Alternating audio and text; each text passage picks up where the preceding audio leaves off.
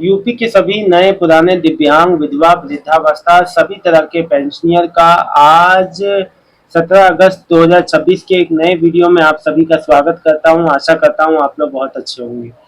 देखिए, कई माताओं बहनों का मेरे पास कमेंट आया था कि जुलाई, अगस्त, सितंबर का भी किस्त रक्षाबंधन से पहले आएगा क्या।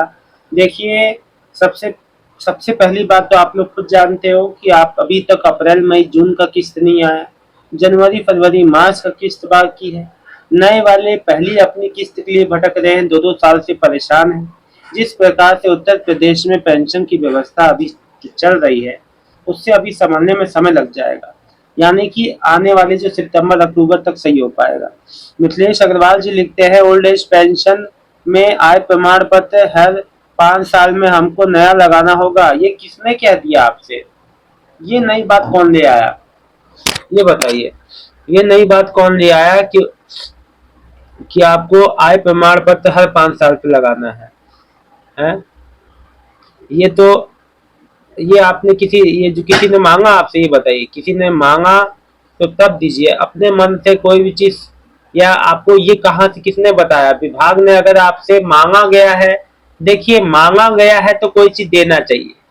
विभाग ने कोई अपनी ओर से अगर आपको परिवार रजिस्टर की नकल अपलोड करने को दी जाए, आपको हाई स्कूल की मार्कशीट जमा करने को कहा जाए, आपको विभाग की ओर से कोई ऐसे अपने मन से कोई भी चीज मत सोचा करिए। नीरज कुमार, पारिवारिक लाभ का बिल पेंडिंग है, कब आएगा सीतापुर डिस्ट्रिक्ट का पैसा? देखो, सवाल पैसे का है। विभाग के पास जो पर्याप्त फंड आने चाहिए वो आ नहीं रहे हैं। अब समस्या चाहे केंद्र सरकार से हुई हो, देरी भुगतान हुई हो, चाहे राज्य सरकार के द्वारा जो है जमीनी स्तर पे कोई टेक्निकल इशू की वजह से भुगतान समय पे ना हो पा रहा हो, कारण चाहे जो भी हो। नरेंद्र जी लिख रहे हैं, नहीं आया पेंशन, कब तक पहुंचेगा? नई पेंशन, अच्छा, अमरोहा जिले से। देखिए, नई पेंशन जो है वो भुगतान जो प्रोसेस में है, कभी भी क्रेडिट हो सकता है, उसका कोई दिन तारीख निश्चित नहीं है। देखिए, यही मैं सरकार से दरखास्त बार बार कर रहा हूँ, आप लोग के लिए आवाज उठा रहा हूँ। आप लोग कमेंट में नहीं लिखते हैं कि हर महीने आपकी पेंशन आए, एक फिक्स डेट तारीख को आए। बिहार जैसे पड़ोसी राज्य में हो रहा है, मध्य प्रदेश जैसे पड़ोसी राज्य में हो रहा है, लेकिन उत्तर प्रदेश में एक one time one single click से पेंशन कब आएगी ये समझ में नहीं आ रहा। क्यों यहाँ पे उत्तर प्रदेश में महीने, 1.5 महीने, 2-2, 3-3 महीने की पेंशन व्यवस्था देने की रखी हुई है? क्यों एक बार में सबका भुगतान नहीं हो जाता? आखिर क्यों ऐसा होता ही क्यों है? क्यों आजादी के इतने साल बाद भी, 80 साल के बाद भी पेंशनियर सामाजिक सुरक्षा पेंशन के नाम पे मिलने वाली पेंशन में ये लेट लतीफी, ये पेंडिंग, ये चीजें, अब इतनी आधुनिक सब कुछ डिजिटल होने के बाद भी आखिर समस्या क्या आ रही है?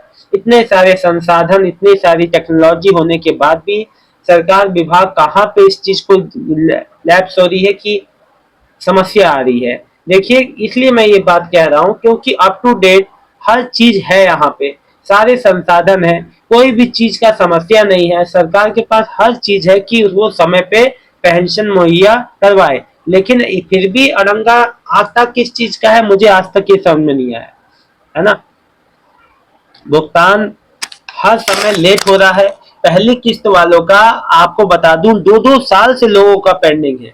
इसलिए पहली किस्त जिसकी आनी है वो नियमित रूप से अपना स्टेटस चेक करते रहो। केवल ये मत देखो कि बैंक खाते में आपका किस्त नहीं आया है, स्टेटस पे क्या लिख के आ रहा है, ये भी बहुत बड़ा प्रायोरिटी होनी चाहिए।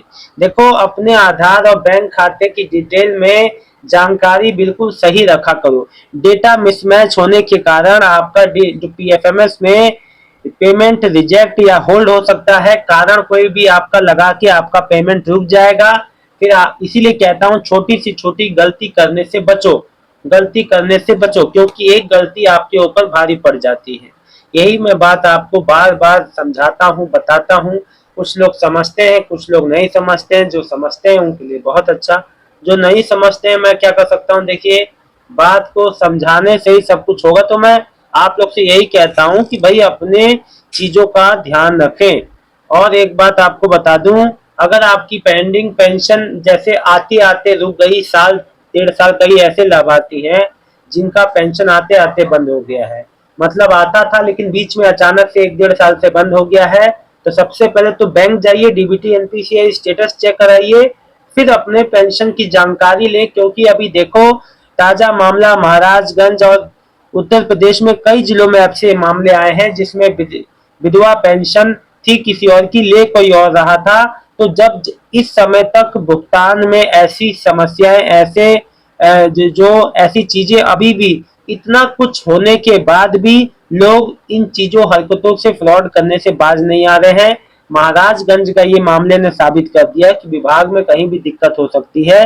इसलिए आपकी पेंशन अगर लंबे समय से रुकी है तो उसकी जांच अवश्य करवाएं कि कहीं ऐसा ना हो आपको ना मिल रहा हो, किसी और को लाभ जा रहा हो। अपनी चीजों की जांच करना आवश्यक है। ये उनके लिए कह रहा हूँ कि जिनकी पहली पेंशन आती थी अचानक से रुक गई या कोई अन्य समस्या आई है। बाकी जिनका जनवरी से पेंडिंग है, जिनका अप्रैल से पेंडिंग है, देखिए कहा यही गया था कि अगस्त के लास्ट हफ्ते में आएगा, मतलब अभी 17 से 24 तक में मत देखिए 17 से 22, फिर आपका जो है 23, फिर जो 24 और जो 25, 26, 27, देखो ये 2 हफ्ते में लगभग लगभग मैक्सिमम 10 दिन मेन रूप से जो वर्किंग डे है, जो 10 वर्किंग डे में आप लोग का जो नया पुराना सबका पेंडिंग भुगतान आना है, जो कि या तो अभी आएगा या देखिए अगर विभाग को चाहिए कि समय पे त्योहार पे कम से कम रक्षाबंधन जैसे त्योहार पे भी कम से कम जो बकायेदार वाले पेंशन है उनका ही भुगतान हो जाए। देखिए योगी सरकार अभी महिलाओं के लिए एक विशेष स्कीम ला रही है जिसमें महिलाओं को 50,000 रुपए मिलेंगे, आपने सुना भी होगा। लेकिन नई योजनाओं का क्या काम है, लेकिन पहले जो योजनाएं चल रही हैं उनके समय पे भुगतान होना बहुत अति आवश्यक है। जिन जो वृद्ध जनों का, विधवाओं का पेंशन रुका हुआ है उनका पेमेंट कब तक आएगा, ये प्रायोरिटी होनी चाहिए। और प्रायोरिटी ये नहीं होनी चाहिए कि नई योजनाओं पे चुनाव को देखते हुए, चुनाव आ रहे हैं तो नई योजनाएं आ रही हैं 50,000 रुपए। तो देखिए मेरा बस ये मानना है कि योजनाएं आए चाहे ना आए, जो योजना अभी मेन रूप से चल रही है उसको देखिए 50,000 तो एक बार में आपको मिलेगा, यानी एक बार आपको 20,000 मिलेंगे चुनाव से पहले। अगर सेम गवर्नमेंट रहती है तो आपको 3 किस्त और मिलेगी 10-10,000 की, तो वो तो बात अलग है।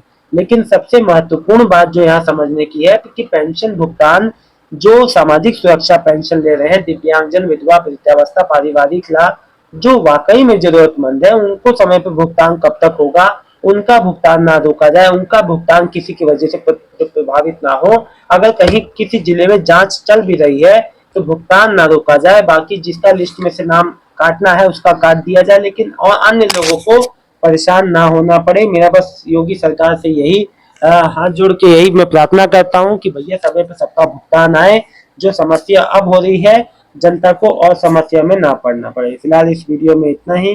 कोई भी बात, कोई समस्या हो तो कमेंट करके जरूर बताइएगा। आप सबका बहुत बहुत धन्यवाद। आपका दिन शुभ हो। कोई भी बात हो जरूर पूछिएगा। आपको धन्यवाद।